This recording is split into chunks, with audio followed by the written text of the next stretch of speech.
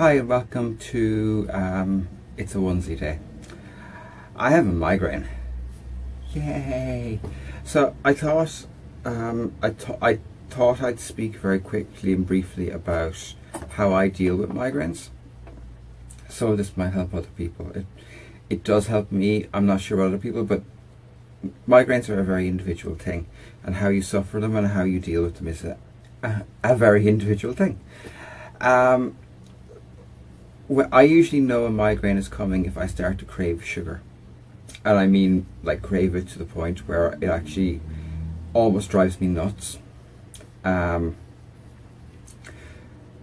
So one of the things I have to do when that happens is ignore that craving.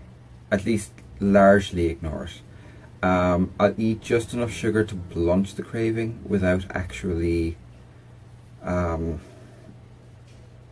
going overboard with it, which isn't easy, because it's actually the most intense craving I've ever experienced in my life. It's incredibly strong. My partner actually laughs at me, or used to laugh at me, before I realized what it was, because for a day before I had a migraine, I'd eat all the junk food in the house, which is probably largely why my tummy is so big these days. Well, although that's kind of weird because the rest of me is slim, but anyway. So yeah, that's how I know. Well, it's one of the signs I'm getting on migraine.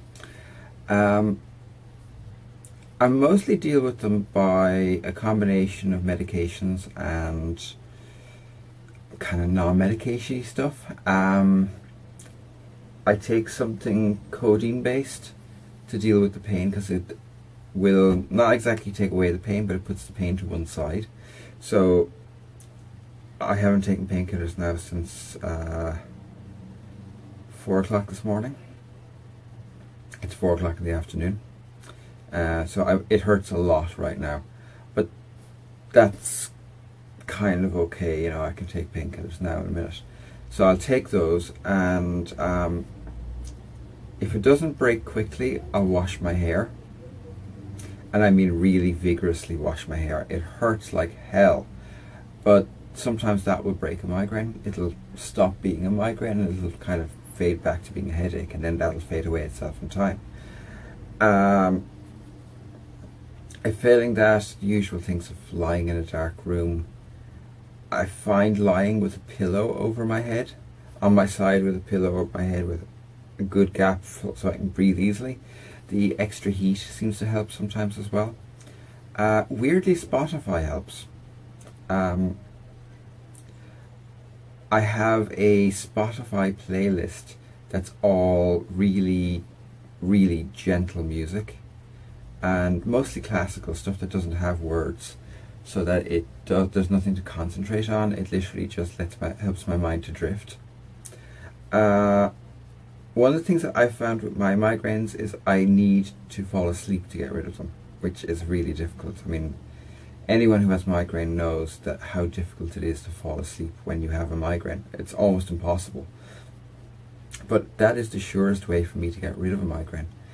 And up until a couple of years ago, when I changed my doctor because of moving across the country, I used to get a sleeping tablet. I don't even remember the name of it. I think it was Anxicam or something like that. And it would just give me that little push into sleep that I needed to get there, because if I sleep, I'll wake up without a migraine. I'll wake up with a headache, but I'm not really sure why it works that way. I don't really understand migraine all that well, to be honest, but that definitely did used to help. These days, my way of dealing with it in that respect is, when I get a migraine, I'll get bunged up. Now, it's after I have the migraine I get bummed up, and it's usually because I've been crying, and because I cry a lot when I've got a migraine.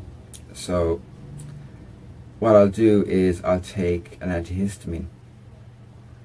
It makes it easier for me to breathe, and that helps me to get to sleep if it's a drowsy one, which it typically is, because I need the help to get to sleep.